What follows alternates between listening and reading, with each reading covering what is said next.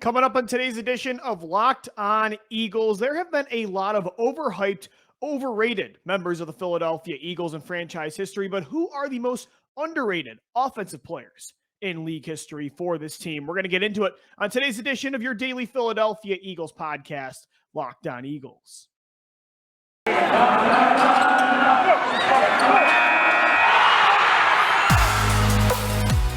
You are Locked On Eagles, your daily Philadelphia Eagles podcast.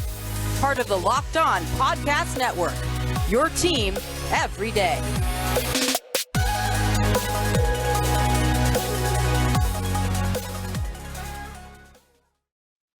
We thank you so much for making Locked On Eagles your first listen each and every day. Welcome into a Tuesday edition of Locked On Eagles. You can find us on all podcast platforms, also in video form on YouTube. And make sure you hit us up on Twitter at Locked On Birds and at DiBiase, LOE. I am your host, Louie DiBiase, for the day. You can also find our content on Fox 43, where we're Eagles analysts throughout the season. Right now, we're still in the dead zone of the offseason. We are now, though, officially under a month away from the start of Eagles training camp, July 26th at the NovaCare Complex. So we still have 3 to 4 shows for you throughout the week until training camp, and we're back daily Monday through Friday. Guys, quickly too, a shout out to all of our listeners, but now our viewers as well. We've officially hit over 1,000 subscribers on our YouTube channel, and that was a grind. You know, we had never really done video. We've been doing this podcast for you guys now for 4 years, since 2018, and we started dabbling in YouTube last summer.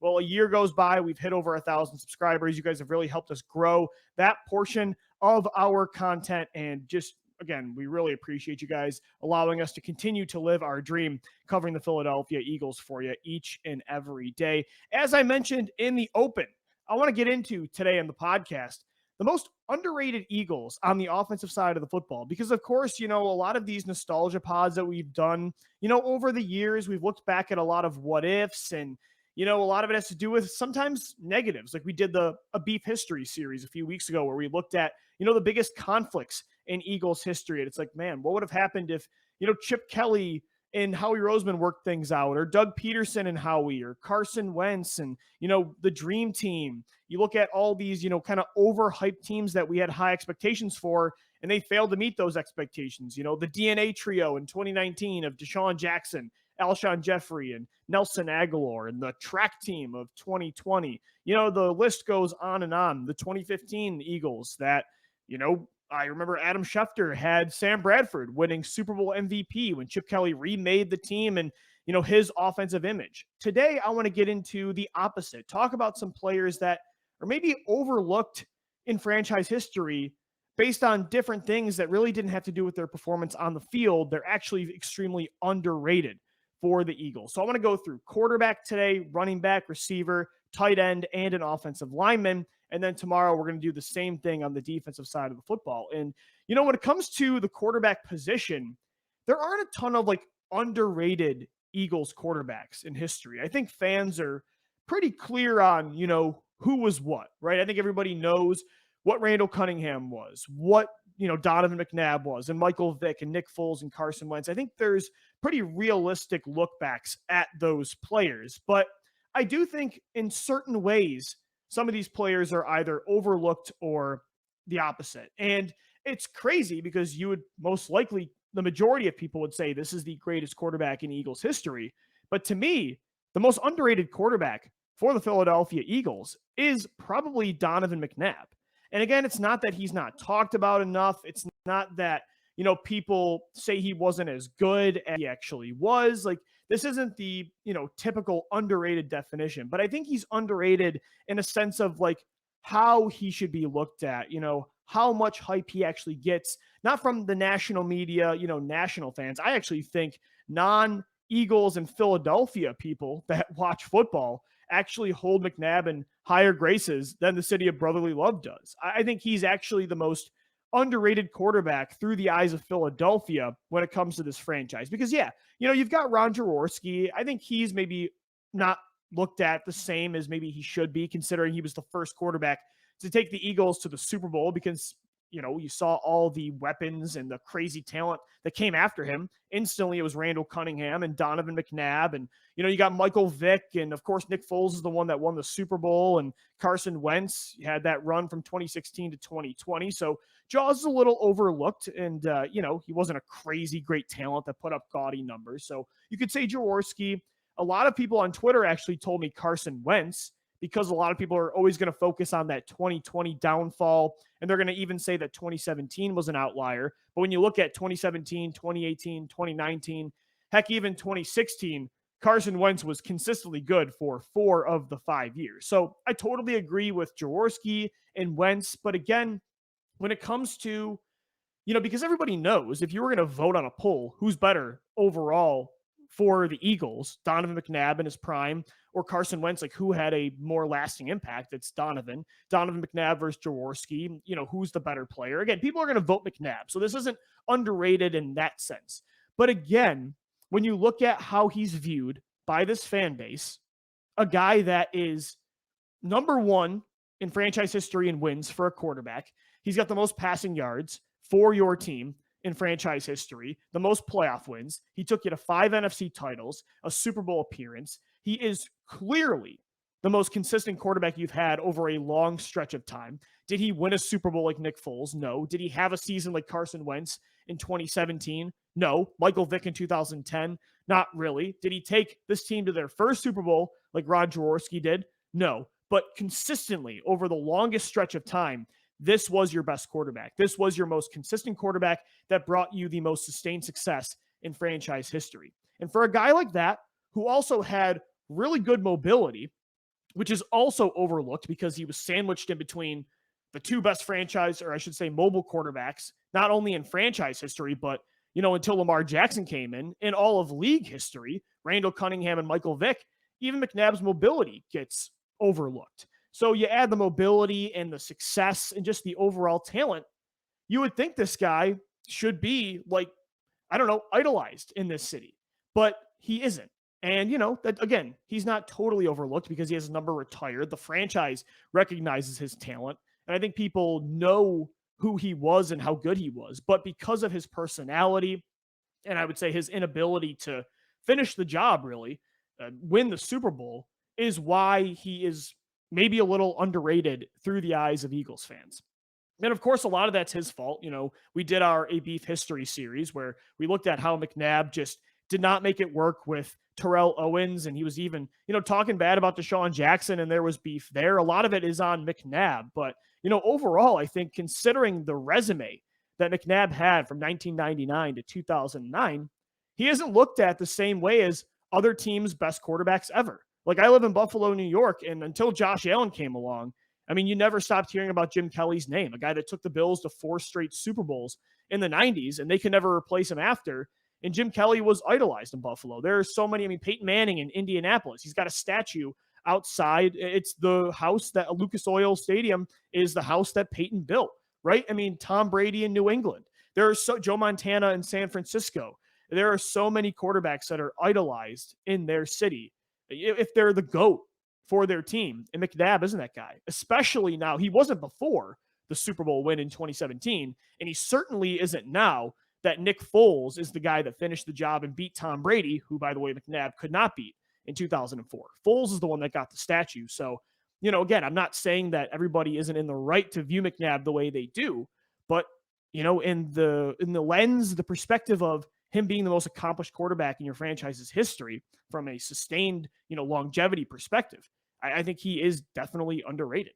I think McNabb is the most underrated quarterback in Eagles history, which is super interesting. Again, because, he's had the best resume of any of them, quantity-wise. Not quality, because Nick Foles got the ring. But you know what I mean there. So Donovan, I think, is the most underrated. Carson Wentz, though, has a good case. I think Ron Jaworski as well, for sure. But I would say it's 5. We're going to get into running back and receiver coming up next. But guys, first, a shout out to our sponsor of the day. It's the official sports book of the Locked On Podcast Network, and it's Bet Online. BetOnline.net is your number one source for all your betting needs and sports information. Find all of the latest sports developments, league reviews, and news, including this year's NHL playoffs and Major League Baseball. Of course, the Stanley Cup has finally concluded. The Avalanche are the champs. hopefully you guys made your bets and won some money on Gino's Colorado Avalanche.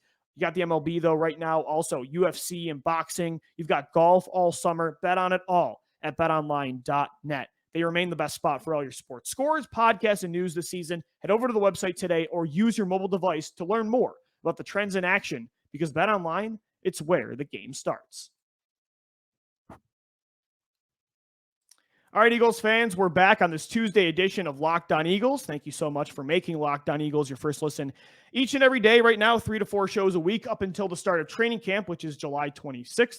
Today is June 28th, so we've got less than 4 weeks until things really kick up, and then we don't look back until, I would say, this point next year.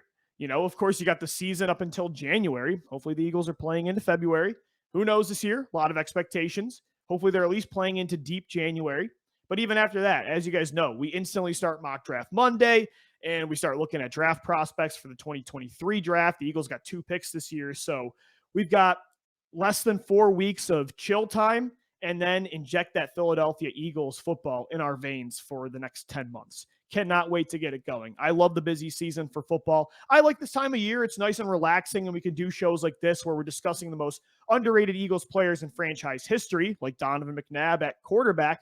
But at the same time, I can't wait for the news to get rolling, and, we get training camp takeaways and, preseason, and then the regular season starts up in the second week of September. So we're getting into the, like I said, underrated players for the offensive side of the football in Eagles history. Again, Donovan McNabb, I think, is the most underrated quarterback based on how he should be viewed in Philadelphia.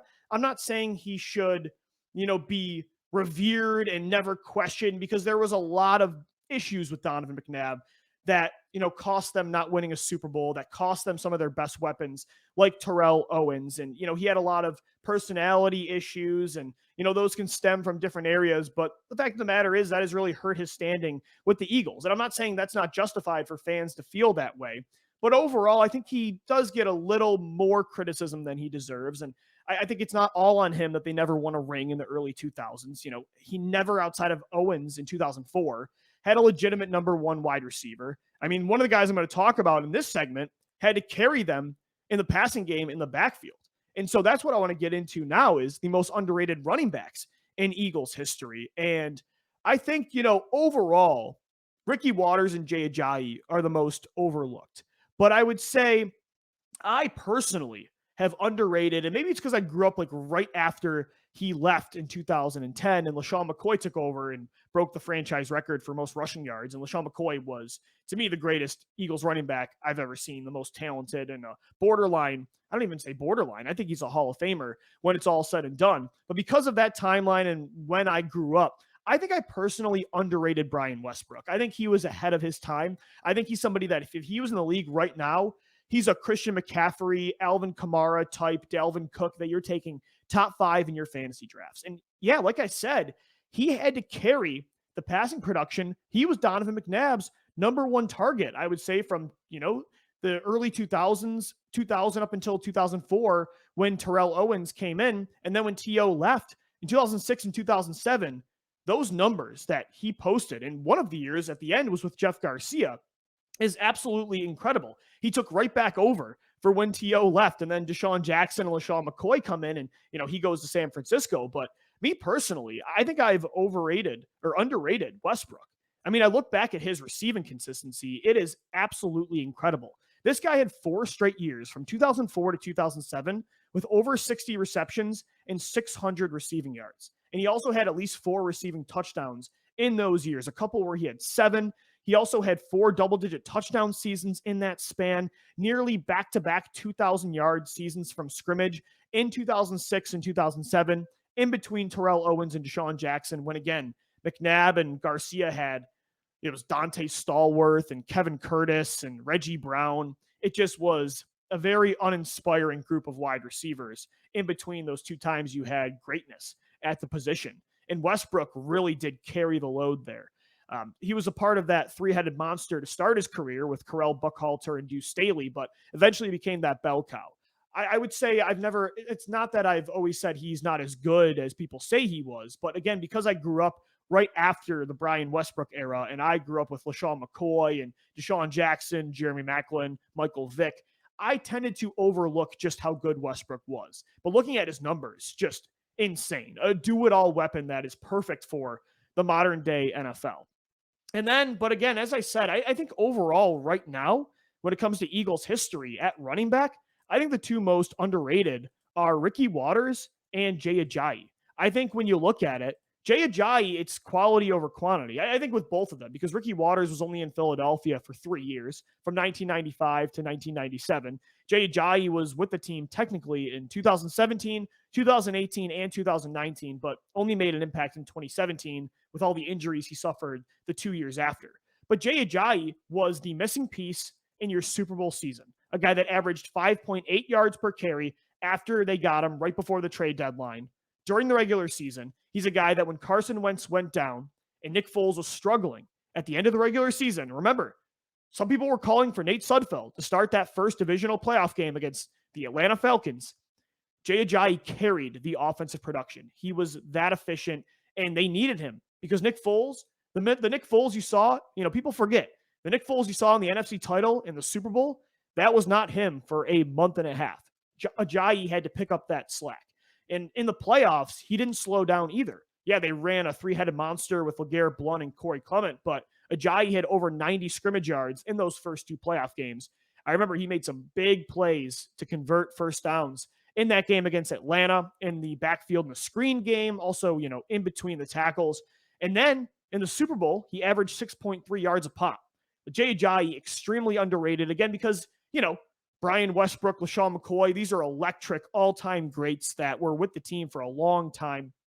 And even Miles Sanders now, you see, what he's been doing for the last 3 going on 4 seasons. Jay Ajayi, because it was only 1 season and all the injuries kind of took over, I think is a little overlooked. But he was, again, the missing piece for your only championship on the offensive side of the football. That, to me, is somebody that should always be idolized and should never have to buy a beer in Philadelphia. And then as well, I think Ricky Watters, again, it has to do more with the, quality over quantity. Ricky Watters made a lasting impact. And remember, this is kind of a similar thing. 1995, Rodney Peete takes over for Randall Cunningham, who's dealing with injuries and just is not the same player that he was in the 80s and the early 90s. Ricky Watters had to pick up the slack. That was a run-first offense that carried the load on the back of the running back, Ricky Watters. 1995. Listen to these numbers that Ricky had in just 3 seasons with the Eagles. 1,273 rushing yards in 95, 11 rushing touchdowns, 62 receptions for 434 yards and a touchdown through the air. 96. He had over 1,400 rushing yards, 13 rushing touchdowns, 51 catches, and 444 total receiving yards. 97. Over 1,100 rushing yards, 7 touchdowns, 48 catches, and 440 yards. That's a do-it-all weapon, again, that was way ahead of his time. Just like Brian Westbrook was, Ricky Watters made a extremely lasting impact with this team, helped them win a playoff game in 1995. And that doesn't sound like a lot, and you beat the Detroit Lions, who have 2 playoff wins in the last century. But at the same time, for the Eagles back then, that was a lot. They had only had 1 other playoff win in like a decade against New Orleans in 1993. So Ricky Watters, Jay Ajayi, I think those are your 2 most underrated. I'm so used to talking about overrated things in Eagles history. Underrated running backs. And then me personally, I feel like I always overlooked Brian Westbrook a little bit too much. And then at wide receiver, a lot of people mentioned on Twitter to me Jason Avant, which I can totally see some of the best hands I've ever seen in franchise history. Not just franchise history, but like his nuance in route running in the slot. He was so dependable. Brandon Marshall on his podcast with Deshaun Jackson and LaShawn McCoy a couple of weeks ago said that when it comes to other receivers that he watched on film when he was in the league, yeah, of course you mentioned a bunch of stars like Larry Fitzgerald and Andre Johnson, but when it comes to like nuance of route running, technique, hands, he said he watched Jason Avant. Jason Avant, extremely underrated, totally get that. I think Mike Quick is a little bit overlooked based on what he did. But again, when you look back at those times, you think of first Harold Carmichael, and of course, Deshaun Jackson is brought up. So I agree, Mike Quick, I think, is a little underrated as well. But how about the 2 best receivers you had in 2017 and 2018 for your Super Bowl win? How about Alshon Jeffery and Nelson Agholor?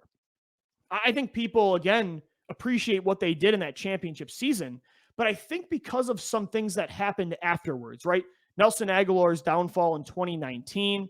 You also look at just the abysmal start to his career he had in 2015 and 2016. Like 3 of the 5 years, Nelly was really bad for the Eagles. And I think, again, some Eagles fans, a good amount of them, tend to focus on that at times. And then with Alshon Jeffery, you saw the injuries in 2019 and 2020, the regression in his play, the awful contract when Howie Roseman doubled down and backloaded his deal. So you were on the books. And also the beef he had with Carson Wentz and the anonymous, reports and quotes that went to Josina Anderson, who we know Alshon had a relationship with. And we thought it was Jeffrey a lot of the time. A lot of those things I think hurt Jeffrey's standing in Philadelphia and left a bad taste in the mouths of fans. I know that I was one of them.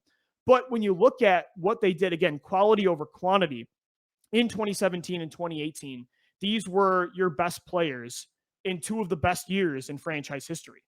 One where you won a championship and another one where you nearly got back to the NFC title. Like Alshon Jeffery was one of the most clutch receivers you've ever had in Eagles history. He had over 60 receiving yards in every playoff game he played with this team in those 2 years. He had 5 games overall with over 60 receiving yards in the postseason. 3 of the 5, by the way, over 70 yards. And I know he dropped the pass in New Orleans too. So that's also part of this conversation that makes him a little underrated, because in your Super Bowl season, kind of just like Jay Ajayi, he was the missing piece for Carson Wentz. He was that number 1 X wide receiver that they did not have clearly in 2016. And they tried to make that Dorial Green Beckham.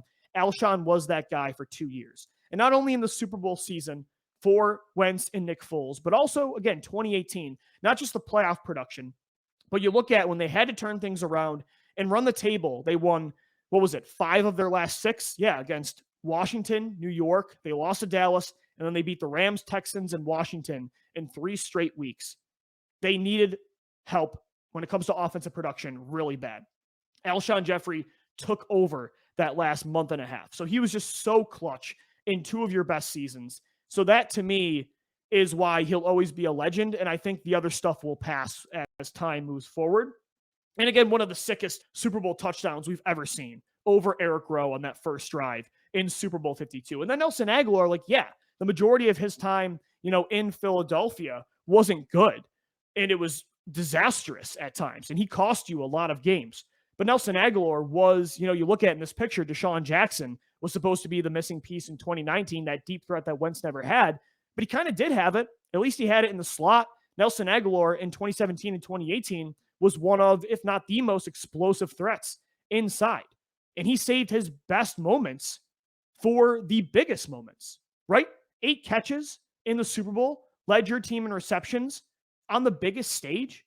That, to me, outweighs all the struggles in 2015, 2016, and 2019. Even in 2018, he was really good. Over 700 yards again. For a while there, he led the NFL in explosive plays. He was up there in the top tier in yards per reception. When Golden Tate came in, it kind of threw things off, and he had to play the Z position a lot more than the Y. But Agholor in 2 of, again, same with Alshon, 2 of your most important years was extremely important for this team. So overall, I think Alshon Jeffery and Nelson Agholor are kind of underrated. Because again, when you think Eagles receivers, you think Terrell Owens, you think, Deshaun Jackson, and I think even Jeremy Maclin comes to mind, Harold Carmichael, Mike Quick, and now Devontae Smith and A.J. Brown are going to steal headlines. And again, when players don't have sustained success for, 7 to 10 years, they'll often get underrated. That's kind of the theme of the show is Jay Ajayi, Ricky Watters, outside of McNabb, of course, Ajayi, Ricky Watters, Alshon Jeffery, Nelson Agholor. It was a good time, not a long time, but oftentimes what you can do in a short period of time weighs way more than what others can do. What you did in 1 year, what Nick Foles did in 1 year, to me, weighs more than what McNabb did in 10. So that's why I think they're underrated in that sense. It's the quality over the quantity. And I think, though, as time passes, those 2 will be talked more in a positive light. I think Alshon already is. I think Agholor, eventually, people will come to appreciate that as they reminisce and watch those 2 seasons and how good he really was and how he turned things around in his career. It really was incredible. And then a couple more underrated players here before we wrap up the show at tight end and on the offensive line. So when it comes to tight ends, of course, you've got Zach Ertz and Dallas Goedert, the two most talented tight ends ever. I think Gino, if he was on the show today, he would say Chad Lewis maybe. But to me, I actually think, and this guy's beloved with the fan base, but he's maybe underrated in the sense of what he did as a receiving tight end. I think it's Brent Selleck, actually. Brent Selleck, at the end of his career, yeah, he became a blocker, right? He became a gritty, second tight end, maybe even a third at times behind Trey Burton. So he was more of a leader, the gritty guy on the team, the savvy veteran. But I think he's underrated in the sense, and of course, again, like they drafted Zach Ertz in 2013, and that's one of the best receiving tight ends in NFL history, especially for Philadelphia. He's one of the best receivers in Eagles history that caught a game-winning touchdown in the Super Bowl. Was consistently your leading receiver for, I think, like 5 of the last 6 years, just steady Eddie all the time. And now you've got Dallas Goedert. Trey Burton was the guy that threw the pass in the Philly special. Keith Jackson was great in the 80s and 90s. But Brent Selleck, again, I love what he did once Zach Ertz came into the league. He accepted a new role as a blocker, as a leader. He went through the darkest times in this team's history, at least in the 21st century, in 2011, 2012, the Chip Kelly era. He saw a lot of bad. So when he finally won a Super Bowl, that felt really good to see. I think nobody deserved it more than Brent Selleck. I think, again, he took on a tough role and accepted a lot of, rough things through this team's, history of the last decade. But before that, he was a pretty good receiver, underrated. In 2009, in his second year, he had 76 catches for 971 yards and 8 touchdowns. That's as good, better than a lot of Zach Ertz's top seasons in Philadelphia. Then the next year, 42 for 511 and 4. 2011, he had 62 catches for 811 yards. So 2 of 3 years, he had over 800 receiving yards. Also had 5 touchdowns that year. 684 on 57 catches in 2012. He had 6 touchdowns receiving in 2013, even after they had drafted Zach Ertz. Brent Selleck, to me, is somebody that, I think everybody appreciates what he did, especially, after Zach Ertz was drafted to win their first championship and take on that different role. I think people definitely appreciate, and they don't overlook that, but I think he's underrated in the sense of how good of a receiving tight end he was before that. Again, because of just how good the guys were that replaced him after with Zach Ertz and Dallas Goedert. So overall, I think Brent Selleck might actually be your most underrated tight end in franchise history. And then when it comes to the offensive line, I don't know. I feel like most offensive linemen are underrated outside of, I'd say, Jason Peters and Lane Johnson, Jason Kelce. Although right now I think Lane Johnson's a little underrated. I think because of how exciting and young Jordan Mailata is and dominant, and Landon Dickerson, and we're trying to enjoy every moment we get still with Jason Kelce.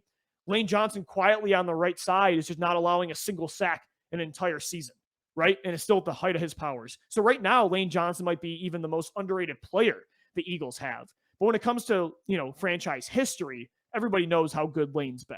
I'd say maybe underrated. It might be because of him being sandwiched in with so many Hall of Famers and franchise greats is Brandon Brooks, who just retired this year.